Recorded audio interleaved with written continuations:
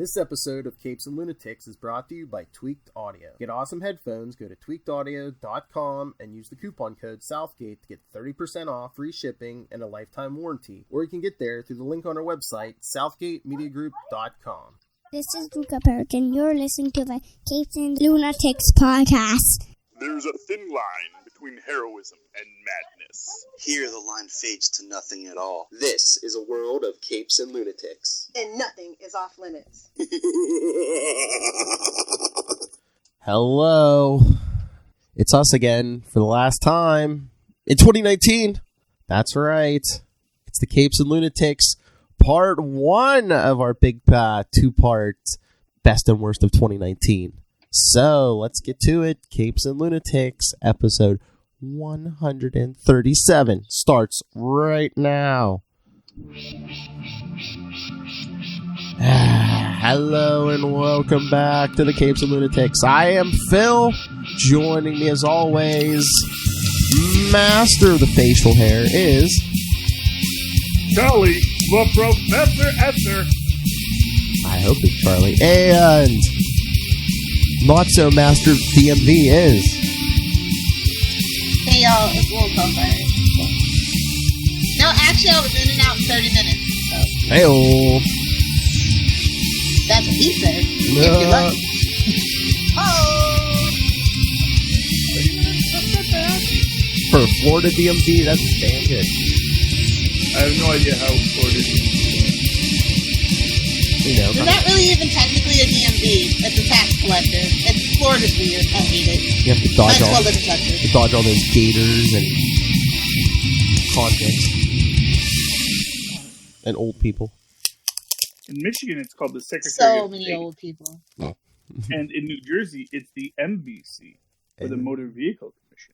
MVC. Yeah. Oh, and now Tristan, Mr. Negative didn't become evil.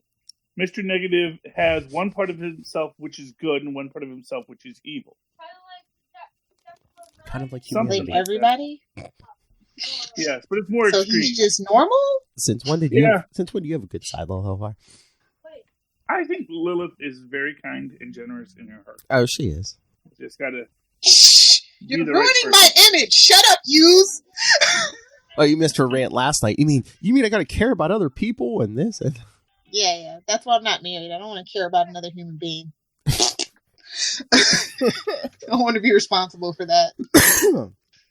All right. Dogs are better. Anyway, let's jump in. What do you want to talk? Where do you want to go first? TV, music, movies? I don't know. You want to do some movies? This was a big year. I mean, think about it. It was hard. It was hard to remember. It seems like last year, but didn't we start with the Battle of the Captain Marvels this year? You know, Captain Marvel and Shazam movies, like a month apart. Well, that was kind of the summer, right? No, that was like But no, that was like early. That was February. Yeah, you're right. yeah, that was like February. Everything does seem so far away. I like to say I like Shazam a lot better. I feel like Captain Marvel was kind of forgettable. Ooh. It had like too many changes that I couldn't get behind. And I hate how Nick Fury lost his eye. Fight me. I don't care. I know. I kind of had a problem with that too. Where Shazam is a family movie that you can put on your Christmas list. Just saying. Say my name. It's about family. It's yeah, I know. heartwarming. It was like finally something the kids could watch on the DC end. So, like for me, that was just big. It was big. Yeah, it was something to compliment Wonder Woman. So yeah, it was one. Whereas Captain Marvel was just kind of lost in the shuffle and the whole Brie Larson thing. It just nope. What, you don't like Brie Larson? I mean, just the whole controversy that she brought to it for the sake of being controversial. Oh, yeah. I get it. It's 2019. You want to be hip and woke, but you try too hard and you look like an a-hole. Just saying. Oh. Hey, no filter. 2020, no filter. I'm sorry. Okay, I mean, Get used to it. First off, I liked both movies. Both were nice. Captain Marvel is not my favorite Marvel movie. I'm much more excited about Black Widow than I even was for Captain Marvel. But I felt Captain Marvel was fine for what it was. Where's the Bluetooth up there? For what? Another origin story in the middle of an 80 movie saga. No thanks. Yeah, well, it's a prequel. It set up things, and you got the nice cat thing. So that was good. And, I liked how they handled the Supreme Intelligence. I thought that was very nice. I liked the, warrior heroes, the space Nazis, who are coming back in 2020 in DC, or not DC, in Marvel. Sorry, glitch referencing.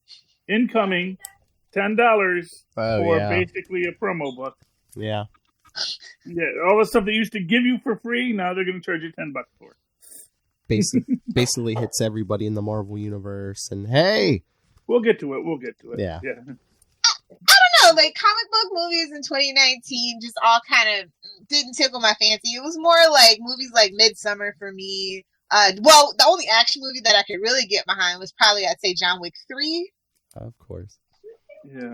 Keanu for everything, okay? It's a Keanu Reeves renaissance. Deal with it. High body, Deal with it. high body count. Little love story for Lil Hellfire. I mean, the things I would do if somebody killed my dog, I can relate. Finally, a movie I can relate to. That's all I'm saying. A whole chain of events because somebody killed his dog. So, Get at least 3 spoilers, movies out I of it. guess, if you haven't been on the John Wick bandwagon. John Wick. That's the one where he Keanu. Yeah. kills his dog. Yeah. Yeah. I mean, Not to be confused with the movie by Jordan Peele and Key and Peele about the cat. Keanu, not to be confused. Not to be confused. Yeah. We had Spider-Man Far From Home. I thought that was good-ish. Yeah, Spider-Man Far From Home. Did you like that better than... When Jake Gyllenhaal is the best thing about your movie, I'm just saying you might want to think about a few things. Why? I thought it was good. It was okay. It wasn't what I was expecting for a second outing for Spider-Man's full-length movie. So, Jake Gyllenhaal's Mysterio surprised me. I can finally forget about Prince of Persia. I can finally forget about it. Hashtag still bitter. Never going to be a good video game movie. Okay. Are there good video game movies? There's never going to be one. Unless you count Jumanji, which is not really a real video game. So I don't know. Probably that's not a video game movie. That's a movie about a that game. That they have a conceit of a game. It's like Clue the movie, which is a great movie adaptation. That's a great movie. And nobody ever better remake it until Tim Curry is dead. I mean, I'm all down for more Clues. I mean, honestly, I enjoyed. If it was a sequel, but not a reboot. Well, I've enjoyed. They did the Teen Clue series. I enjoyed that. That was fun. I have no idea what you're talking about. Oh, you didn't see when they did Clue, the TV series, and it was with like high schooler kids, and it's like but it's Mustard was the jock and Green was the nerd. I will have to Google that because that sounds like something I should watch. It was good. No Butler. So that's the. Of course, that's why Clue the movie is so interesting because there's another character, the Butler. They ever do a 50th anniversary Clue or whatever, they really have to introduce the Butler character or like the wild card. Yeah. I do have to shout out some of Ryan Reynolds' best work, Detective Pikachu. I wasn't sure about it, but low-key, I'm a Pokemon fan. Low-key, don't tell nobody. This is just between us hens. But yeah, I was just like, this is so good. And they got to the bottom of the Mew Mew mystery. Like, what? It's canon. I'm here for it. Shocker of the year, honestly, Detective Pikachu. Oh my lord, are you hunting Pokemon, Lil Hellfire? It was just between us hens. I'm a low-key Pokemon fan, okay? Don't tell nobody. I'm enough of a nerd as it is. Yeah, I mean, I liked the adaptation of well, let me put it this way. I liked the way they brought the Pokemon world to life. I'm not 100% sure about Ryan Reynolds. I mean, I liked Ryan Reynolds as Pikachu. I don't know if I liked Ryan Reynolds as an actual human at the end of it, because it's like, well, now where do we go? Now that Ryan Reynolds isn't Detective Pikachu anymore. It's like it's weird, right? It's a thing, kind of, if you notice in recent Ryan Reynolds movies. So it's just kind of like along those lines. It's just like, you just got to do what you got to do. I know, but like I said, you're going to make a film with Ryan Reynolds, and then you're just going to completely shoot the sequel in the foot? Because now you got to go into more body switching shenanigans as the way to start the next movie. Yeah, exactly. Like, kids love it. It's really for kids. It's not for adults. Kids love it. Pokemon is that universal thing. You know what I mean? Where they don't have to try too hard. Kids are just going to go regardless. It was nice that Ryan Reynolds was there for the parents. Let's just put it that way. It was nice of them to think of the parents. But really, that's actually one of the movies that just for kids. Like, I'm totally fine with them having it. Let the kids have something. You guys ruined My Little Pony. Let the kids have something. Fair enough. And actually, My Little Pony is still going strong as a young adult property. Exactly, a creepy adult property. If you dig just past the surface, not the creepy, not the bronies, for the kids, for the Equestria Girls, all that stuff. That's all. Equestria Girls is terrible. You're not a real My Little Pony fan. Get out of here, Charlie. It's wonderful. Get out of here. Everybody knows it's poop. Get out of here. I like the cross-dimensional concept. This brony. I like the idea that we have, a pony version and a. We found the brony. Get him. And Charlie Esser. What I do only bronies like Equestria Girls. That's all I'm saying. It's a high crossover concentration. Okay. Something to think about. I'm just saying, I'm not a brony. Man, she must have stopped at Starbucks. I'm just teasing. She happens to be male. She must have stopped at Starbucks on the way home. Yes. No, but even beyond that, just the entire, the entire mythos of the My Little. Really, I kind of feel like My Little Pony really started off for this decade. Even that idea of that deep, deep mythology children's cartoon, like what we eventually get with our Steven Universes and our Gravity Falls and all these kind of things. And I really think My Little Pony did all that first and really opened it up in a great way for everybody else that was going to come. It really took us out of the SpongeBob world and into the world we are today, which I think is a good thing. Hey man, SpongeBob is deep if you're high enough. I'm just saying. Well, so Lilith Hellfire's hard. Deep if you're high enough. That's why it's called being high, Lilith, because everything else gets deep. Exactly. But SpongeBob specifically and especially. Okay. I can't watch it anymore. Like, I'm not hitting on SpongeBob. I do enjoy his delightful antics. But, there's no deeper mythos there's no continuity to SpongeBob, which makes the mythos less viable. When Teen Titans Go has a stronger mythology than your cartoon, that's saying a lot. She got that sour grapes, she got a grip of sour grapes. I'm not sour about it. I have no skin in that game. The worst movies did happen to be, like, tangentially comic book related, unfortunately. Oh. X-Men Dark Phoenix looking at you. Glass kind of looking at you. Just saying. Wait, who else? Who'd you say after X-Men? Glass. Oh, Glass. Oh, Glass.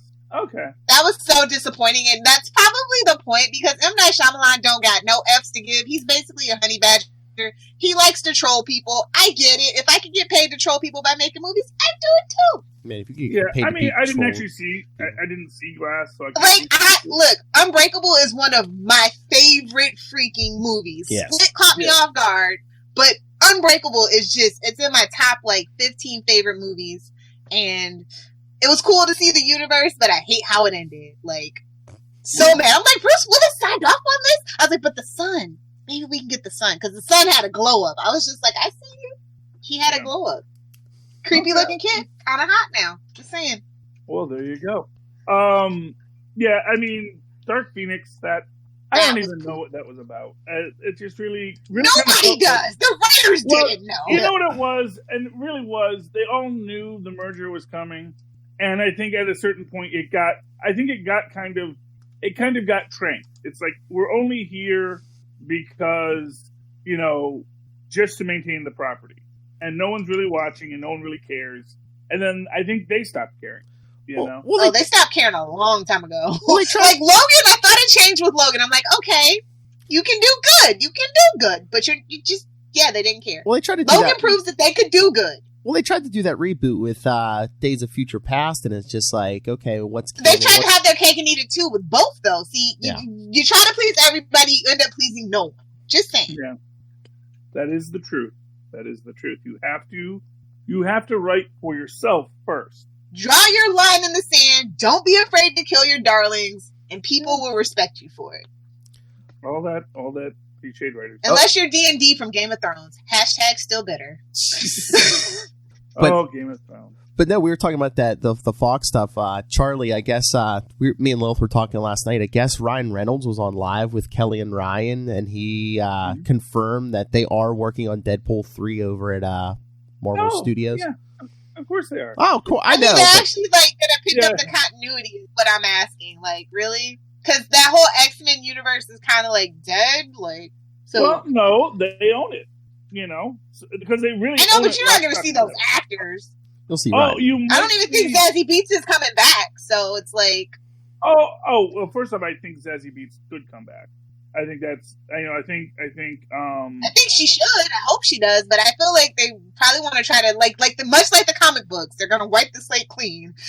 We might get our Jerry Dugan run here, people. Hey. Just prepare yourself. Hey, Brolin's already on the payroll, so hey. Yeah, and for what it's worth, Deadpool is the one character that you can put a lampshade on. You know, Exactly. both figuratively and literally. In fact, I will guarantee you there will be a scene in there where he wears a lampshade. You know.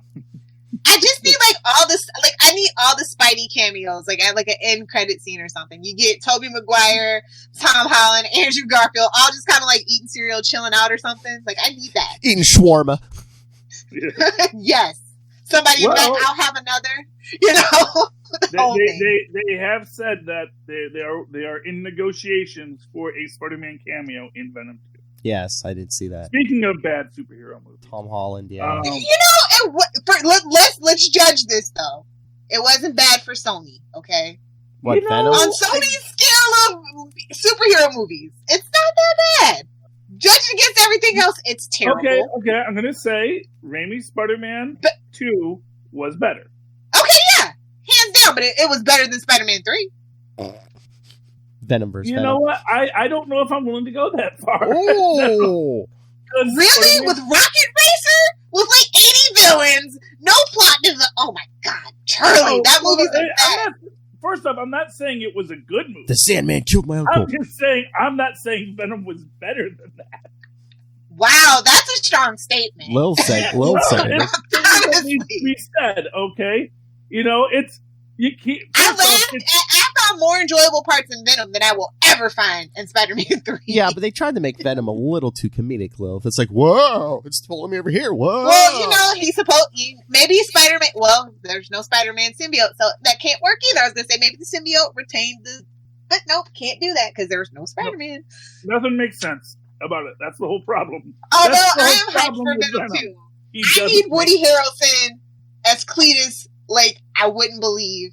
Dude looks like a demented Wendy's freaking logo, and I am here for it. Oh, yeah, he's wearing the same wig. Yeah, well, you know, I guess if you're into wigs. Redheads, man, redheads. It don't matter. He's not a real Call me redhead. Logan. Yeah, it's not true. He's not but- a real wet redhead. I It's all know. fake. It's all fake. So you know- was freaking Kristen Dunst. Yeah. Well, that was at least her real hair. No, actually, it wasn't. Only the front part, and the rest of it was a wig. Oh, well. Yeah, I go deep on my Spider-Man lore. There you go. Anyway. Yes, we know I that. mean, no, like to me, the whole problem with Venom is that, I mean, there's no complexity to the Venom Eddie Brock dynamic. There's not even like a complexity to Eddie Brock. He's just kind of a jerky. He's a meathead. Well, I was going to say, he's kind of but he's not. That's the thing. They want him to not be a meathead because he's like an investigative reporter. But he's no. Oh, there's meathead investigative reporters. Have you met Anderson Cooper in real life? I'm just saying. I mean, I don't care that the character's dumb, but I mean, I think we had the same problem with Eddie Brock that we had with Aquaman Charlie in the movie, that we just didn't like the character. It's just Tom Hardy being Tom Hardy. Shouldn't the main character have some redeeming quality? Yeah, I mean, you should. You know, Yeah. I mean, but Aquaman is exactly my point. I don't feel that you should ever say, well, it was good for a DC film or it was good for a Sony film. No, there is not. You don't. There's not a kid's table. Fun. say Aquaman was fun. Charlie and I enjoyed everything else in the told movie. you it was. I told you from the beginning, guys. You guys didn't believe me. I was like, it's gonna be pretty to look at for the ladies and not much else. And what was it? Pretty to look at for the ladies, but not much else. Hey, Charlie and I enjoyed most of the rest of the movie. We just didn't like Jason Momoa. Yeah, he was not the right choice. Jason Momoa. Well, and that was the wrong choice. You know, that's the thing. Cut back a little on like, yourself, buddy. Yeah. You know, but it's okay. You know, but again, it's like I'm willing. So, for example, you compare that to Shazam, which was at its core a good, and that is a one where there is a very unlikable character in Billy Batson when he becomes Shazam, and he doesn't really know how to be a hero. But then he sort of evolves, and you get a real organic growth to him, and you have his own personal quest. You have a real backstory about why he's a jerk. Oh yeah, I mean, there's a reason. He's a child. Yeah. He's been abandoned. He's a foster kid. Boy, he's a child. Yeah. He's been abandoned by his mother. Which isn't what happened to Aquaman. Aquaman gets basically, raised by Cape Cod Jonathan Kent. Yeah, but he had a father. Yes. Yeah, exactly. It's like he should have a moral center. Yes, because he was raised by a person who was a good person with a moral. Maybe they're saying all fishermen are bad. Who knows? But his father wasn't a fisherman. He was a lighthouse keeper. There was a man who was dedicated to saving people's lives. So you can't by being Motel 6, by leaving the light on. Okay. Yeah. Actually, yeah, that really prevents a lot of deaths. Yeah, that's what it. I mean, not in this day and age with GPS, but back in the day, yeah, when you didn't have GPS, you didn't know where the rocks were. Having a big light saying "Here are the rocks," that kind of saved people's lives. Man, old times are weird. Yes, but anyway, I thought lighthouses were just for paintings. No, they actually served a very important purpose. Didn't you ever see Pete's Dragon, the original? Yes. Oh, maybe not the original. I don't know what that movie they made recently was, but that was last year. He's like, that's not hashtag not my Pete's Dragon. That's not anyone. That's not anyone. That's someone's Pete's Dragon. I guarantee you. No matter how bad a movie, how bad anything, there is going to be a fandom for it. It was a bad movie. I was just mad it wasn't a musical. I yes, I was sad we didn't have. It bothered me that we didn't get characters from the original film sort of modernized or updated or homaged. And that's bothersome to me, because... Especially when you get a movie like The Addams Family, honestly, where it manages to homage everything. I totally get it. And Addams Family this year was an incredible film. Again, comic book... That no one saw. Like I said, I think it's me, you, and maybe like some YouTube critics. Honest to God. But there was just, and it was beautiful. It took all of the canon that has gone before, has a great shout out to New Jersey, which I love. That's how you get me in any film. Oh, they made fun of New Jersey. New Jersey. Speaking of which, The Joker, one of the most divisive movies of 2019. And I just have to say, I really hated the narrative. Oh, there's gonna be this is for incels, and this is gonna cause gun violence. Like, I hate that yellow journalism. I just hate it. Yeah. It wasn't that bad. It's just, ooh, I am smart. Look at me. Like, you're not that deep, movie. Like, hate to break it to you, Top Oak, you're not that deep. Well, I mean, here's the thing about certain groups that gravitate to things. I think it's, first off, the idea that there was going to be violence around it, that reminded me of when, New Jack City came out and everyone was like, oh man, it's New Jack City, watch out. There's going to be, and often that's a marketing ploy by the studio. So, I don't know if anyone here saw My Name is Dolomite recently. Yes. Yes. And when Eddie Murphy is reading more and they're reading the reviews of Dolomite and he reads the one that says, this is the one. And he says, Dolomite is not fit to show a blind dog. It is rude, crude, obnoxious, and vile. And he says, that's the one. And everyone's looking at him because people are going to want to see how rude, how crude, how obnoxious, and vile this is. Exactly. And, so yeah, it's part of the marketing, I think, to play up that idea like, ooh, this is cultural warriors and stuff like that. Because, and for what it's worth, it has that real eat the rich kind of flavor, which again goes very heavily into it really kind of threads the needle between, the Antifa and the incels. So it's great. Yeah. And that's what they wanted to do. They wanted to get everybody who has a cause to be both excited about the film and mad at the film. Because that's how you sell popcorn.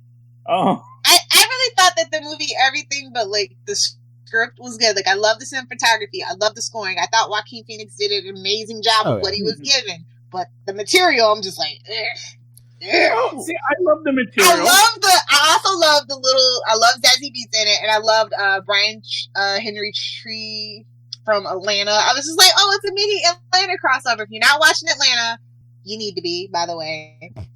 Donald Glover, enough said. No, but I like the script. And, obviously it's, and for what it's worth, this is Scorsese. Here is your comic book movie that you shouldn't be so mad about. But like I said, maybe he was just mad that everyone's talking about how... He's mad at Marvel because Marvel didn't call him. He wants that sweet, sweet Marvel, Holy Grail, sweet cow milk there. He wants to nurse on that teat for at least 3 movies, you see. Yeah. Well, but to be fair, Marvel doesn't hire named directors. They make directors into named directors.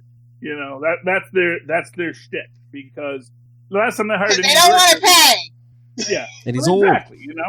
I mean, all of their best films were with. Look at all the people that they hired. Chris Evans, RDJ. Think about it. Their first movies, they weren't making that much money. Exactly, because you get them cheap. You find good talent and pay them cheap. That's been Troma's model for years. Now they always don't find the good talent, but. Oh yeah. But when you look at the history of popular cinema, not necessarily with Troma, but also what's his name? The guy who did the first Fantastic Four. What's his name? Nobody knows. The one from the 90s? He was the guy who gave Jack Nicholson his break. He was the guy who a lot of guys. I hate when I lose the name. You know who I'm talking about? Yeah, the one who made the 90s Fantastic Four. Yeah. Yeah. And basically, from the 50s on, he's the guy who gave Spielberg his first shot. He's the guy who gave Jack Nicholson his first shot. All these people. And, that was the model. You find somebody who's good, but who is unknown, and you make them a star. And that is Disney's model. They take someone off of indie success. Because, let's face it, they're all of their people. I mean, even Branagh was really an indie filmmaker. Everyone, he had all the cachet of doing Shakespeare, but he was still an indie guy, just like Favreau. And they say, well, let's get some indie guys. Let's give them $1 billion. Say, make something nice. No. Make something nice for the kids. And then they do, and then they make T-shirts and make $1 billion. So it is brilliant. And that's the way you do it. Instead of trying to reverse engineering it by getting big name actors and big name directors to put this stuff together. I think the biggest name that has ever been associated with Marvel, aside from Branagh, was probably Whedon. Just because he had all the TV success. Yeah. Everyone else only got to be a horrible sing-along. Yeah, well, and then of course DC brings them in for their thing. So, and that just goes to show you can't make lightning strike twice. Well, he was at the downturn of his career anyway. Let's just all be honest about that one. Ooh. Well, I love Whedon. I love Whedon as much as the next Buffy Angel fan. I do, but I can call a guy out when I see it. I don't hero worship. Everybody can get it. Okay. There's my drop. But it's kind of like it's kind of like a dog chasing its own tail, and that's DC's problem. Is they keep on chasing something instead of trying to make their own thing. They're trying to. What I always say is they're trying to sell Pepsi with a Coke ad, and Coke and Pepsi. You could say, well, it's the same product. It's like no, they're completely different marketing strategy because Pepsi's hot and Coca-Cola is cool. And again, like try to say that Pepsi's cool, no one's gonna say no. Pepsi's hot. And try to say that Coke is hot, it would be like, no, Coke isn't hot, dude. And I think we've made the point over and over. They keep trying to chase Marvel. They want to be Marvel now, but I mean, love or hate Marvel, they made the plan. They built it. They did they the work. stuck to the plan. Yeah. And and I don't know if DC has really gotten that lesson yet. We're gonna have to see how Wonder Woman comes out. Wonder Woman could really surprise me. I mean, I'm very excited about Wonder Woman. I'm kind of like, here's my thing. I am more excited about Black Widow than any other film in 2020, but I'm most intrigued by what they're going to do with Wonder Woman.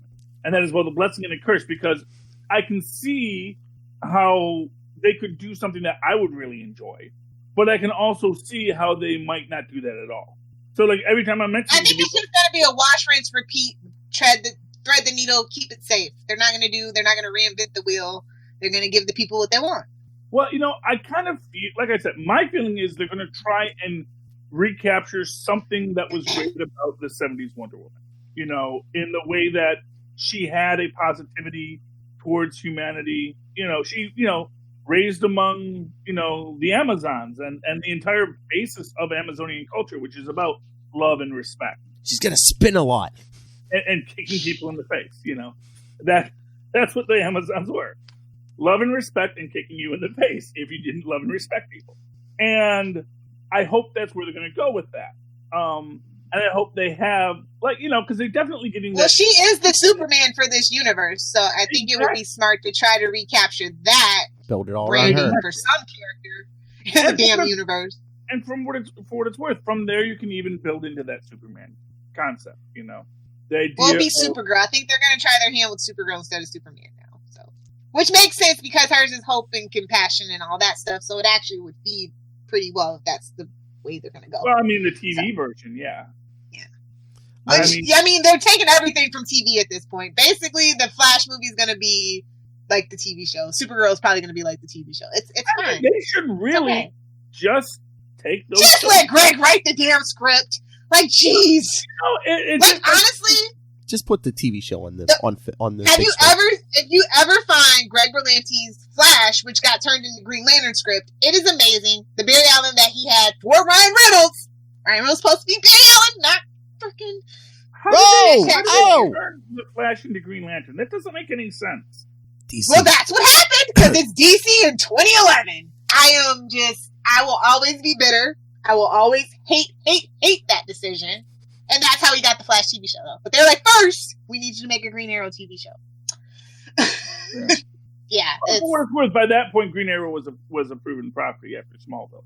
So that's to be debatable, but they just couldn't get Batman. Like, honest to God truth. Same reason that happened in Smallville. That's why we have a Green Arrow show and not a Batman show. Well, yeah, but because they couldn't get Batman, they had to do Batman Light with Green Arrow, but really showed how you could tell a really good story with Green Arrow.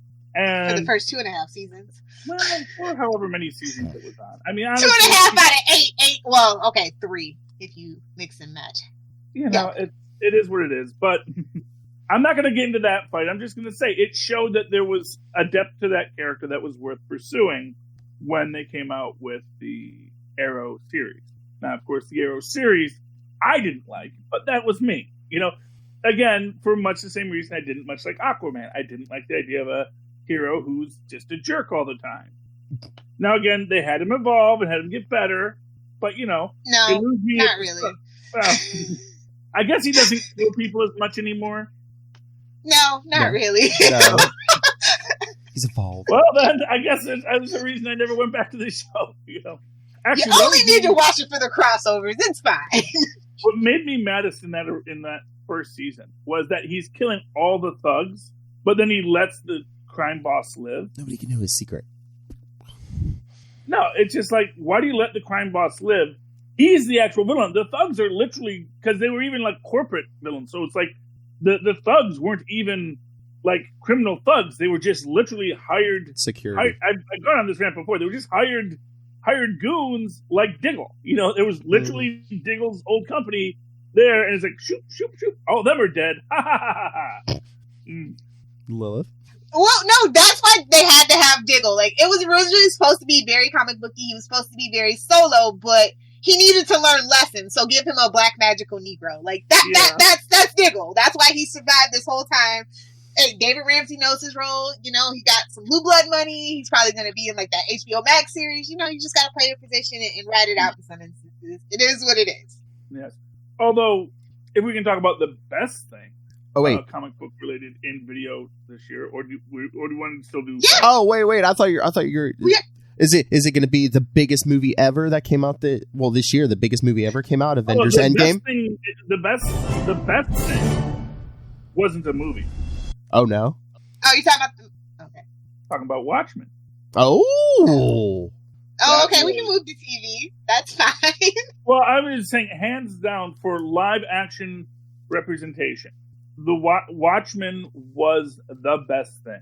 I just feel it really was so well written, had such a great mythology. And that's coming from Mr. Marvel there, people.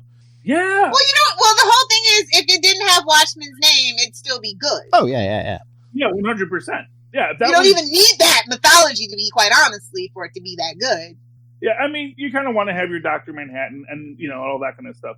But no, you could have told that story similarly with any other pastiche superhero. That could be like in The Boys, honestly. This could have spun out of The Boys for all we know.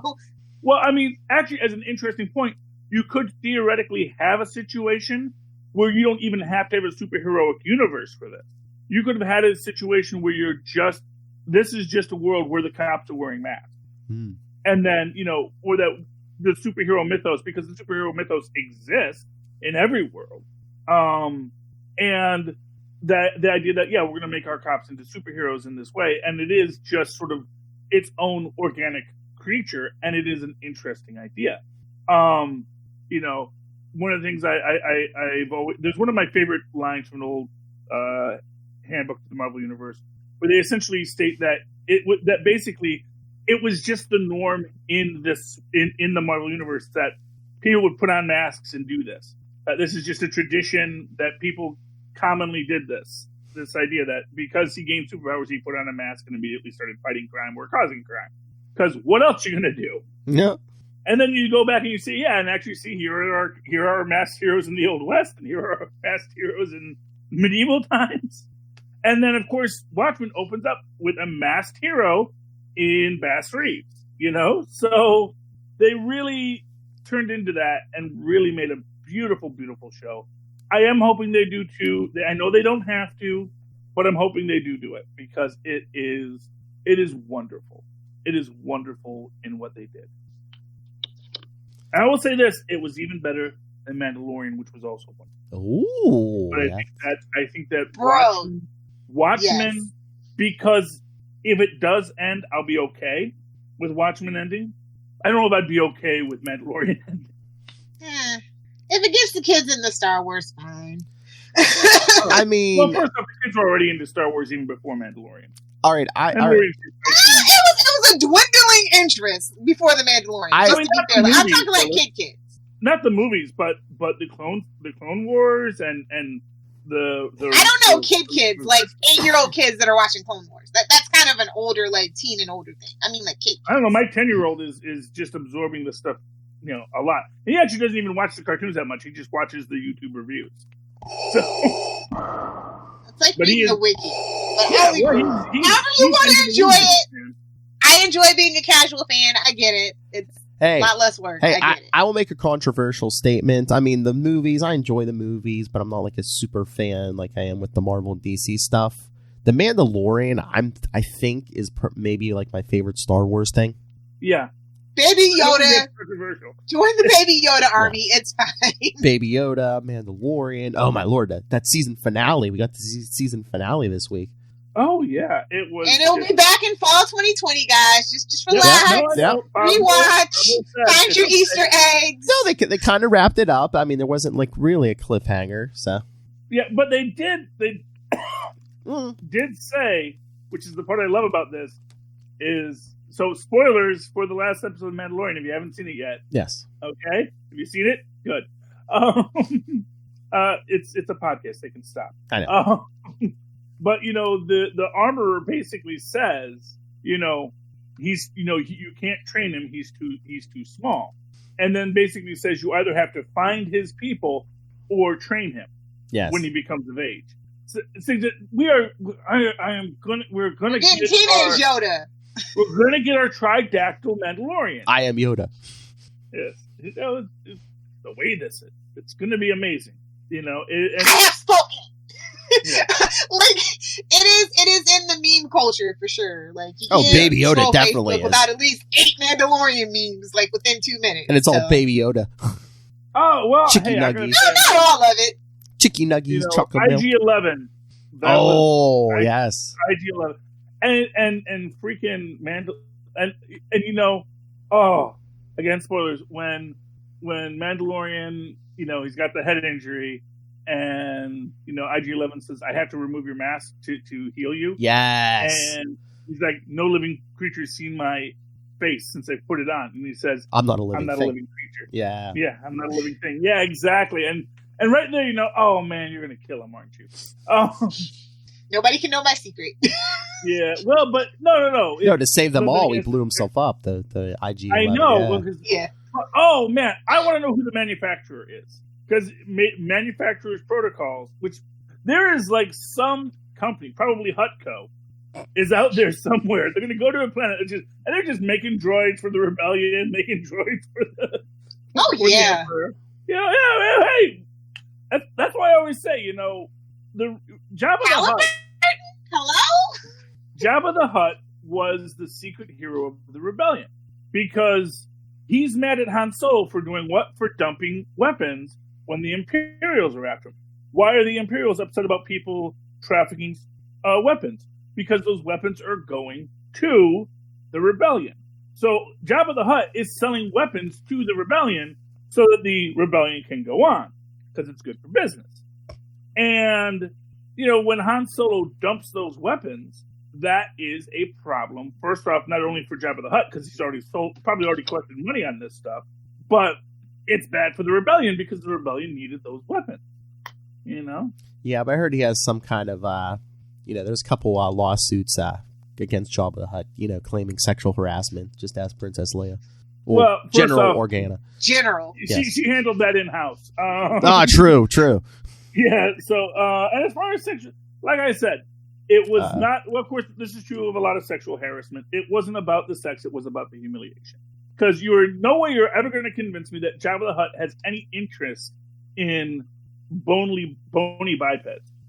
He keeps them around because there's a lot of bony bipeds around and they like to, and he knows that's a thing, that's it's basically a status symbol. But the idea that a Hutt would have any interest in that, especially when you know that he's got a hot Hutt wife, if you saw the first season or episode 1, why would that be a thing? So I've not seen my I money believe the in 2 Hutts have years, a which is not massive enough. weapons business out there, and they're selling to both sides. And I really want to see them go to the planet of the manufacturers. It's going to be great. Oh, planet. Or you have a planet where it's just droids making other droids.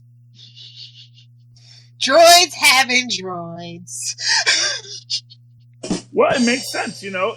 That's the thing, is you could create that completely automated system, have all the sentient life on that planet die, but the droids would just keep on making other droids, because that's what we do. We design droids, we build droids, and we all have weird United Kingdom accents, you know, weird Commonwealth accents. Commonwealth is what they call it now. New Zealand, Australian, English, Irish. Never American. There's never been an American accented droid. Because it's awful. No matter where you live, if you're American, your accent is terrible. Hashtag deal with it, okay? Yeah. What are you talking about, Lil Hellfire? Anyway. Oh, my lord. But yeah, we went to TV. We skipped, like I said, the biggest movie of all time came out this year, Avengers Endgame. Yeah. Yeah, that happened. It was a great film, you know. It was the capstone on the year. But, you know, here's what I'll say. It's like, it was a film that needed 10 years to make. Oh, yeah. Because it really is. It is a great ending for that franchise, unlike some things that had endings that people were not as enthused about this year. And it really showed a great way to end something. You know, you give your fan service, you change some things up, you know, have a guy sacrifice himself to save the world, despite what Maz might say. Yeah. Maz does not feel that Tony was being selfless. He felt he was being selfish because he was just trying to save his daughter rather than, reset things. We had to explain to them that the time travel rules prevented them from expressly doing that, That's why they said they can't just go back and, fix everything, Thanos. yeah. Yes. So, yeah, I mean, it was, Endgame was great, It shows the difficulty of dealing with the fact that the world, that basically after something devastating, after the heroes lose, what happens? Well, they carry on, Although, obviously, as I've said, as has been said, losing half the population of the Earth isn't going to depopulate the Earth. No, like you said, you're going to be in the same situation, 2 decades well, it's later. going to put us back to 4 billion people, maybe even 5 billion people, depending on how populated that world was. And, or 4.5 billion. And that is, we were there not that long ago. And New York City was still a big city. We still could maintain 2 major league sports teams there. Can you know? Sorry, Mets. Sorry. Oh. Well, it's, they were just looking for the excuse to shut it down. People love the Mets. I will not speak ill of the Mets. I know. I kid. I kind of like the Mets. I'm a Mets Jets kind of girl anyway. Screw the Yankees. Yeah. Well, no one likes the Yankees except for Yankees fans. I'm in Yankee country because I'm in Florida. I don't know if you know that. So. Oh, really? That's why I'm not showing my face. Really, It's a lot of retirees from New York and Florida. Like, seriously. Yeah, okay, that makes sense. There's a Brooklyn bakery on every damn corner. It's ridiculous. Yeah, fair enough. Get about it. Because I know that Southerners don't like it when they go to Canada and are called Yankees. So that's just, yeah. Don't call me a Yankee. Really? That makes you a Yankee. But no, okay, so the further south in Florida you go, like, the more, like, New York it gets, and then the more north you go, the more southern it gets. Like, Florida is literally A backwards. Yeah, that's why it's Florida. True. It's there's so much good TV this year, though. Like, not a lot of it was comic book related, unfortunately, but you had, like, Russian Doll, if you haven't seen it, oh my god, so freaking good. What is it? I watched a few of the episodes. I really liked what I saw.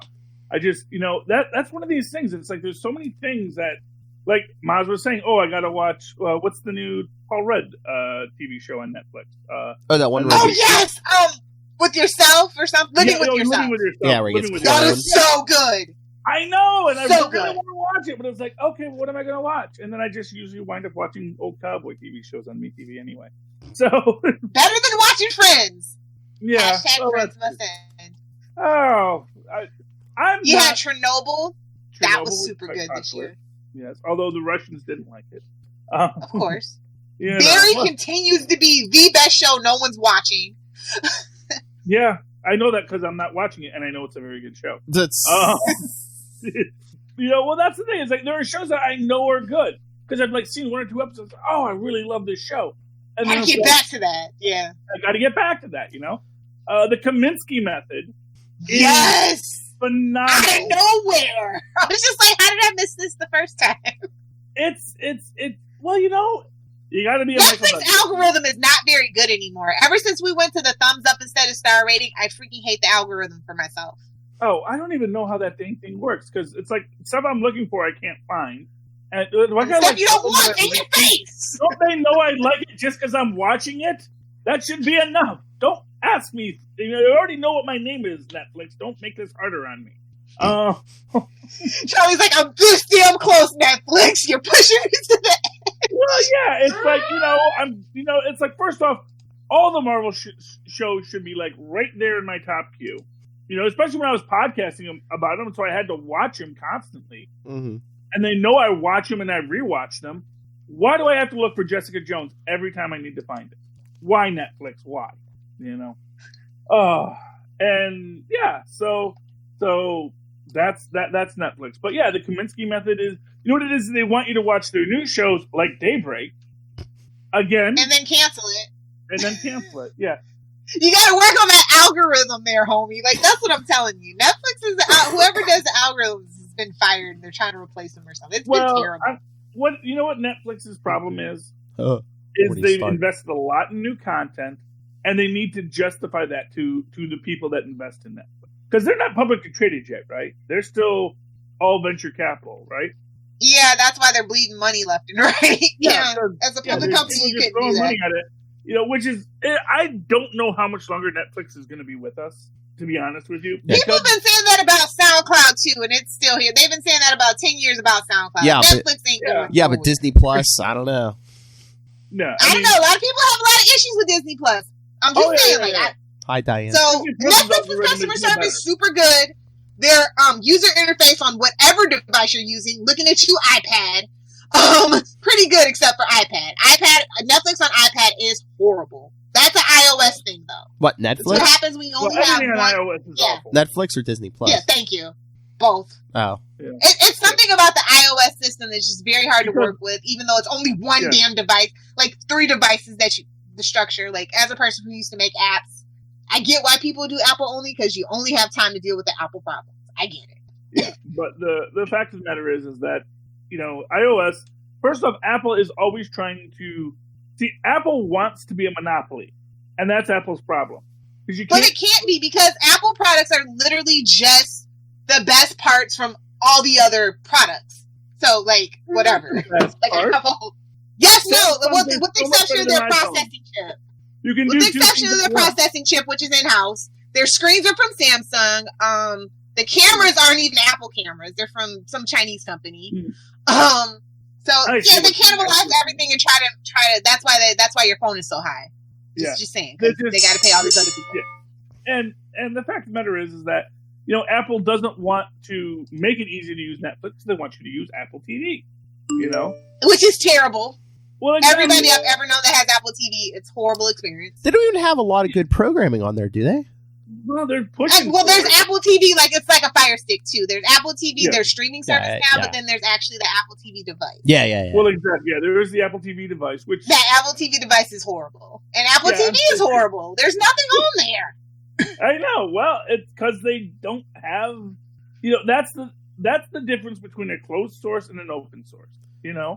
When stuff is made to just, for example, I guarantee you that's 90% of the reason why Disney made sure that they were on Amazon. At first they didn't want to because they're going to think, well, it's a competitor, but at the same time, what the heck are we doing? If we're not there, then that just gives that entire space. Amazon Prime, baby. Those Prime TV shows are getting really good. Like, speaking of which, watch Fleabag. 2 seasons. It's a British show. Gosh, Fleabag is so amazing. So amazing. Like, I actually saw the play. Like, somebody had it on DVD, and so the show is actually based on a play. And then I was like, oh my god, she made it. So they actually gave her a TV show. It's so good. I know. I mean, I don't even mind that it's just a horrible ripoff of Miranda. But yeah. Yes. I think she even in an interview she mentions that actually a couple of interviews. And to be, it's like, oh, what if Miranda was like hot? So it's like, oh, okay. Well, not that she was hot, that she's a sex addict, like a super sex addict. Fair enough. No, I love Miranda, and that's one thing the Amazon algorithm knows. It's like, you watch Fleabag, here's Miranda.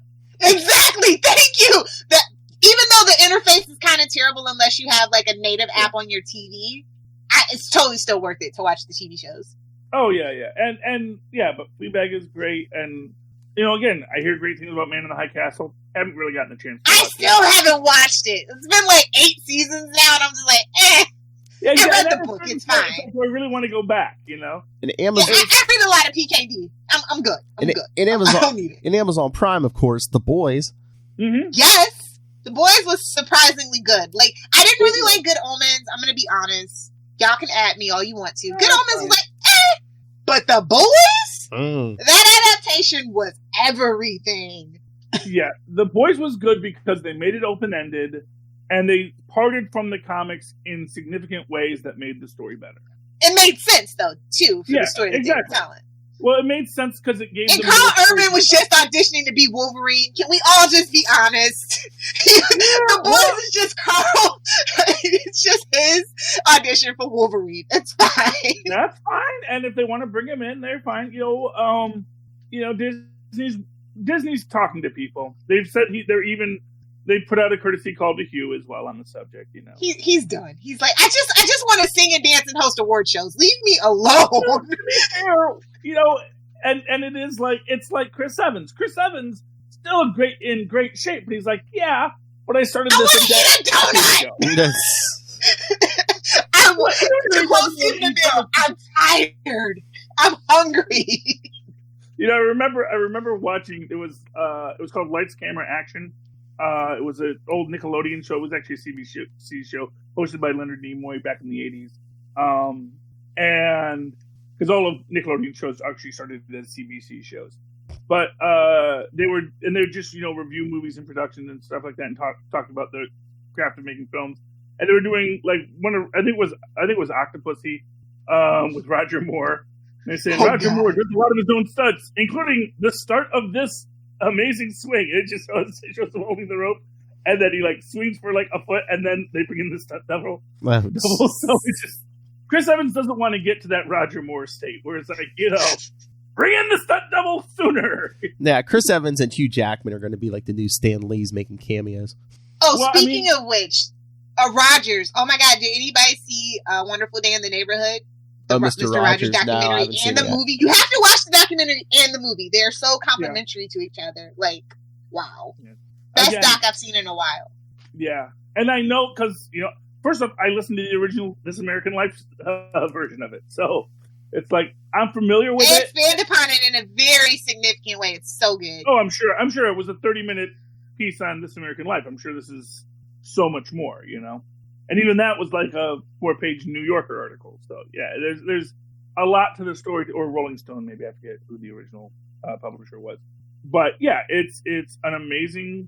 I'm sure it's amazing. I've only heard good things, and it's about Mr. Rogers, who's just a wonderful guy. Like, you can't believe somebody actually like that existed. Honestly, like, I mean, yeah. I mean, basically, there's a lot of people who you think were nice who wind up not being. Exactly.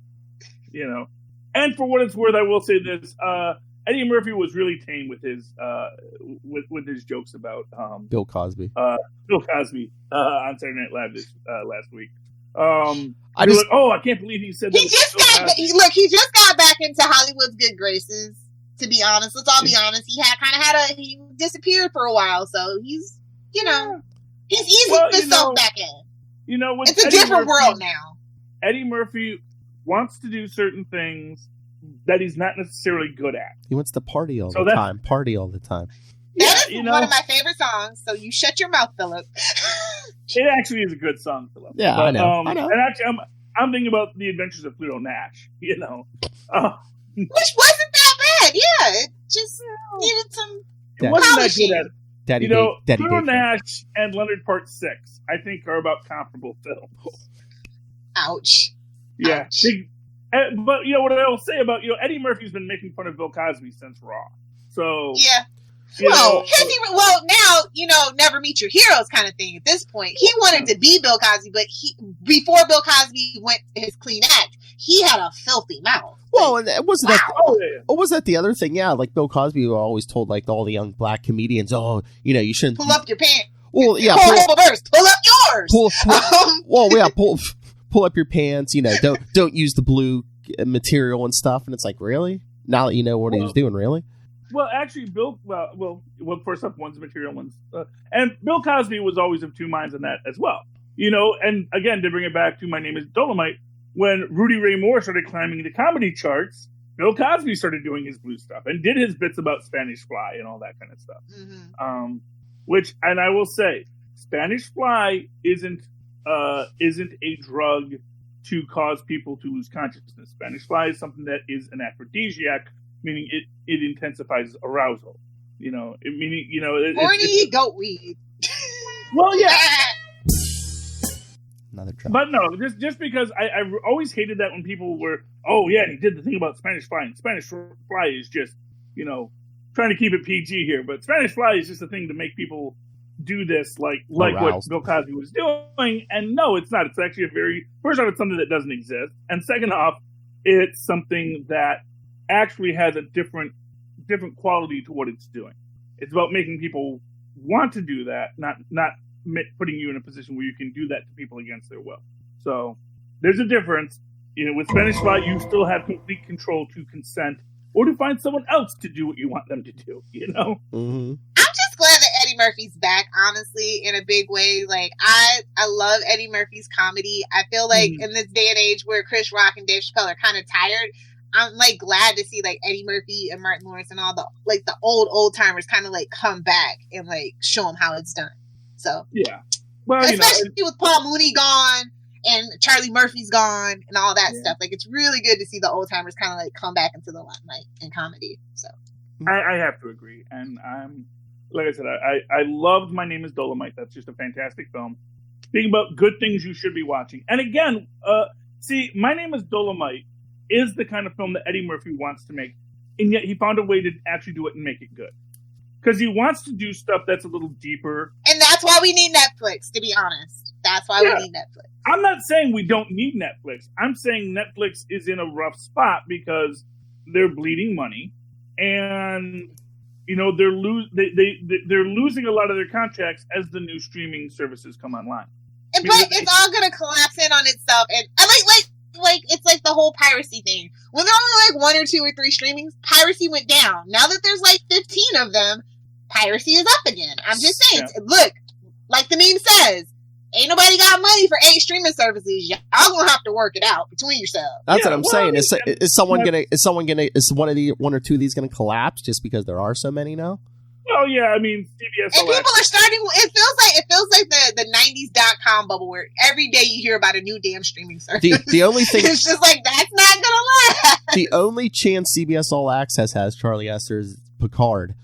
Well, no, that's not true. CBS All Access has its fans and the old people that learned how to stream. They love The Good Fight. They love The Twilight Zone. It's a couple of other shows that if I had the time. Again, and I was feeling in my grandma mode, I would watch. Yeah, but how many old people know how to stream? Pay the whatever it is a month to watch it. Old people love CBS. For old people, CBS is a proven brand. Ain't never let them down. Yeah. So CBS All Access might not be going anywhere. But old people are cheap, and a lot of them don't know how to stream. Are they though? They're like the only a lot of them are. Income at this point now. Well, but NBC has made a point. Now that's a whole nother story. NBC is a mess. Well, but they have, because they just started saying that the only place you can stream The Good Place now is on the NBC app. Netflix would like to have a word with you. All you gotta do is switch your Netflix settings to a different country, because Netflix is it's technically an original programming everywhere else. Boom, there you go. Well, yeah. I think they do some geolocating, and you probably have to. You'd have to know how. You need a VPN. You need a VPN, but it's fine. It's fine. I know. Okay. Just Google it. Google it. It's easy. The magic box just does what I say. I don't make it do things. Yeah, because I don't have that kind of hubris, Lilith. I don't try to make the magic box do things. Oh, Charlie, I definitely think we forgot to mention What We Do in the Shadows. If you're not watching that, you're crazy. Oh. And again, if you like It's Always Sunny in Philadelphia, I feel like that's a perfect compliment show. Perfect. The movie and again, one of these situations where the TV show expands upon the movie, does the movie goes past it. Yeah, it takes what was great and then doesn't necessarily. It changes just enough so that they have further to go with the story, and it's great. It is fantastic, and again, a show that I know it's good because I've seen a few episodes, but I just don't get the chance to watch it all the time. It's like, but yeah. I've had a week off from work, and all I've been doing is going down my binge list. Thank God they changed the format to 8 episodes instead of 13, though. For most shows, this is the advantage of having dogs that don't want the TV. They actually enjoy what I watch, so it's fine. Of course. If they don't, they get up and walk out of the room. If I'm watching Arrow, they're like, "Oh God, not this again!" and walk out of the room. But everything else, they're down for. Yeah, but now I have a PS4, so it's a constant fight not to have the TV. So that's your own doing there, sir. That was actually the grandmother's doing, not my doing. I was gonna say, just find a little screen to hook that PS4 to.